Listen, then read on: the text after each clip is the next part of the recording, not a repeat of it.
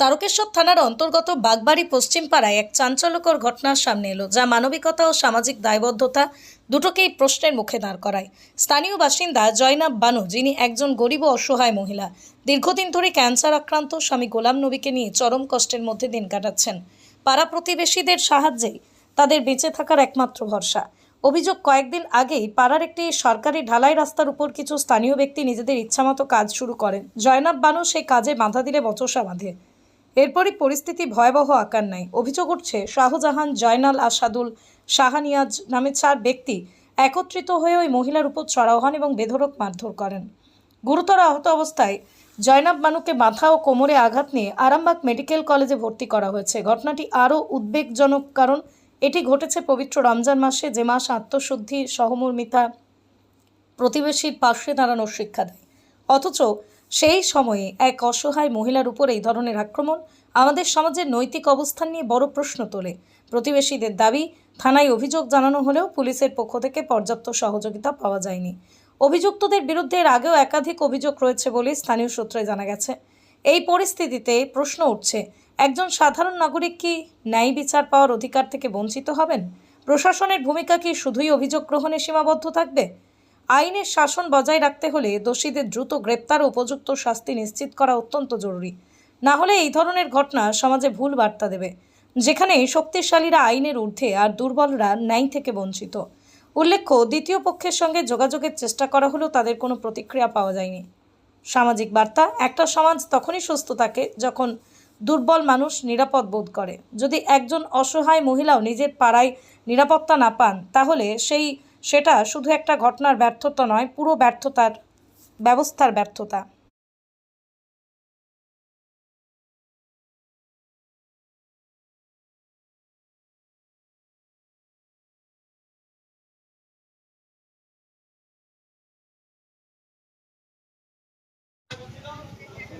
কি হয়েছে বিষয়টা?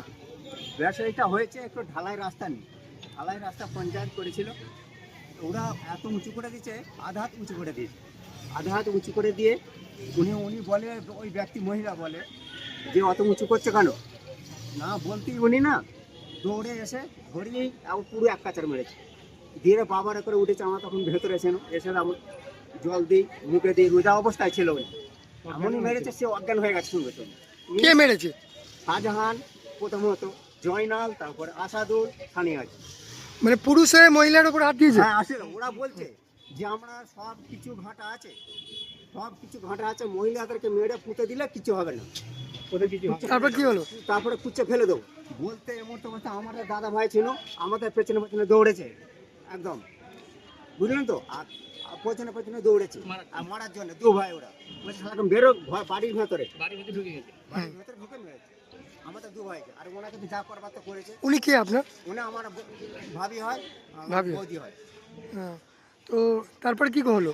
তারপরে অনেক অবস্থায় আমরা থানায় নিয়ে আসতে চাই। অন্যদের পার্টি, আমাদের পার্টির লোকের বলে ঠিক আছে, ওরা 100 টাকা দিয়ে, 200 টাকা দিয়ে বলে স্থানীয় চিকিৎসা করে পাঠিয়ে দেয়। রাতে ফির অবনতি হয়, তারপরে রাতে অবনতি হয়, আসতে পারে। তারপরে দিন সকালবেলা থানায় আসি, আমাদের বদ্দিপুরে মোড়ে আসি, এই বদ্দিপুরে হসপিটালে আসি, ওরা লিখিত করে এক্সরে করে দেয় এবং সব কিছু। মানে থানায় ডায়েরি করেছেন? হ্যাঁ, ডায়েরি করেছি, ডায়েরি করে একদম কেসও করেছি। এমন পূর্ণ অবস্থায় পুলিশ কোনোটা এখন পর্যন্ত তাদেরকে কোনো স্টেপই নিচ্ছে না এখনো পর্যন্ত। আমরা এই চলে এসেছি। কোন থানায়? কোন থানায়? থানা, তারকেশ্বর থানা। হ্যাঁ। ও পুলিশ কোনো স্টেপ নিচ্ছে না? না, পুলিশ স্টেপ নিচ্ছে না। কেন নিচ্ছে না, কি মনে হয়? কেন নিচ্ছে না? ওরা মনে হচ্ছে কোনো এইডে যাচ্ছে, তোমরা বলতে চাই না, আমার বারবার সত্ত্বেও যাচ্ছি বলে তোমরা এটা কি কোনো যারা মেরেছে তারা কি কোনো রাজনৈতিক দলের সঙ্গে যুক্ত? সেটা থাকতেও পারে, সেটা তো বলা তো যায় সেই না। ভয়ে কি পুলিশ স্টেপ নিচ্ছে না? না, সেটা কথা মানে সেটা বলে না, আমাদের বলতে চাই না।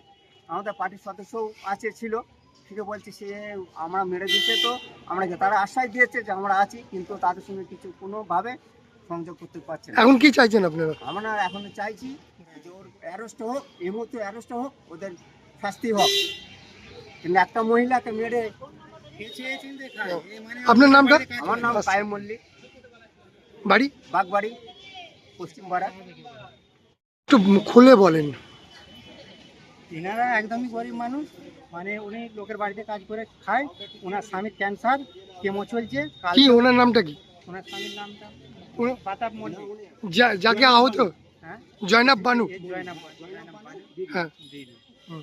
আর ওনার স্বামী হচ্ছে গোলাম নবী মল্লিক। হুম। আর ওনার ক্যান্সার হয়েছে। ওনার স্বামীকে নিয়ে উনি হসপিটালে ছোটাছুটি করে, পিজিতে কেমো চলছে। হুম। কালকে কেমো হওয়ার কথা আছে, কিন্তু ওর এই অবস্থা, কিন্তু ওরা কেউ যাবার মতো কেউ নেই। এখন আমরাই তো পাড়ার ছেলেরাই তো তুলে এনে চাঁদা ফাঁদা তুলে অ্যাম্বুলেন্স ভাড়া করে এনে এখানে এই ঢুকিয়েছি। এবার আমরা কতক্ষণ থাকবো এখানে বলুন? ঘটনাটা কি হয়েছিল আপনি কি জানেন? ঘটনাটা বলতে ওই একটা ঢালাই রাস্তা, সরকারি রাস্তা ঢালাই দিয়ে চলে গেছে। হুম। তার উপরে আবার ওরা এসে ওখানে ঢালাই দিয়ে উঁচু করে দিচ্ছে এদের বাড়ির দিকটা আর কি। এবার উনি নাকি বলেছে যে এখানে উঁচু করে দিচ্ছে, আমরা তো এরকম পেশেন্ট মানুষ, আমরা তো নিয়ে যাই এটা দিয়ে, তো যেতে পারবো না, তো তুমি এরকম তো উঁচু করে দিচ্ছে কেন? এই বলেছে বলে ওই বলছে নাকি গলাটা ধরে ও মানে ছুঁড়ে দিয়ালে ছুঁড়ে কাঁচা মেরে দিয়েছে। দেওয়ার পর মানে ইনজুরি হয়ে গেছে, মানে ভেঙে ভুঙে গেছে। কিছু রিপোর্ট কিছু করা হয়েছে, রিপোর্ট করা আছে, আমাদের রিপোর্ট রয়েছে, হুম। রিপোর্ট কিছু করা আছে, কিছু জায়গায় ভেঙে আছে, কিন্তু এখন না। প্রশাসনকে জানিয়েছেন? হ্যাঁ, প্রশাসনকে জানানো হয়েছে, তো কেস করা হয়েছে, তো হ্যাঁ, তারপর করা হয়েছে। হ্যাঁ, পুলিশ কি স্টেপ নিয়েছে? পুলিশ তো এখনো পর্যন্ত যায়নি, কিন্তু আজকে শুনলাম, যেটা এখন ফোন করলে একজন গিয়েছিল বাড়িতে, ওদের বাড়িতে ঢুকেও ছিল, তো বাড়িতে ঢুকে বেরিয়ে চলে এসছে। তারপরে বলেছে না নেই, ওরা নাকি নেই, পাশে বলেছে নেই। এই পর্যন্ত আমরা তো জানি না। প্রতিবেশী হিসাবে কি চাইছেন আপনারা? প্রতিবেশী হিসেবে ওরা যা প্রত্যেক সব লোককে মেরে যাচ্ছে, ওদের পাড়ার এইটা নিয়ে। ওরা বলতে কারা, নামটা বলুন। ওই শাহজাহান, জয়নাল, আসাদুল আর ওই কি নাম মানে ফানিয়াজ, ওরা ওই যে মেরে যাচ্ছে একজনের পর। ওদের নামে অলরেডি 6-7টা কেস হয়ে আছে, হুম। সবাই মেরেছে আশপাশের লোককে। হুম। কিন্তু ওই যে মানে পয়সা আছে বলে লোক পিছিয়ে যাচ্ছে। মানে প্রভাবশালী বলে তারা পার পেয়ে যাচ্ছে। হ্যাঁ, হ্যাঁ, প্রভাবশালী বলতে উনি আবার একটা মাদ্রাসা স্কুলের মাস্টারই করে আবার, শাহজাহান মল্লিক। কিন্তু সে একটা মাস্টার হয়ে এইভাবে মেয়ে ছেলের গায়ে হাত দিয়া বারবার ওই যে বললে না, জয়নাব বিবির নাম বাড়ি কোথায়? ওই বাগবাড়ি। বাগবাড়ি ফুল ঠিকানা বলুন। বাগবাড়ি পশ্চিম পাড়া। আপনি কে? আমি পাড়ারই। কি নাম আপনার? আমার নাম শেখ জুম্মান আলী। ইয়াম্মা কোম্পানি অনুমোদিত আরামবাগ মহকুমার একমাত্র মেইন ডিলার আমনা অটো সাপ্লাই এখন বিশ্বমানের শোরুম নিয়ে হাজির হয়েছে আরামবাগের গড়বাড়িতে। বাইক ও স্কুটারের লেটেস্ট কালেকশন ন্যায্য মূল্যে পেয়ে যাবেন আমাদের এখানে। অত্যাধুনিক মেশিন, কম্পিউটারের সাহায্যে গাড়ির সমস্ত ফল্ট চিহ্নিত করা এবং কোম্পানি ট্রেনিং প্রাপ্ত মেকানিক দ্বারা গাড়ির সার্ভিসিং করার সুব্যবস্থা রয়েছে।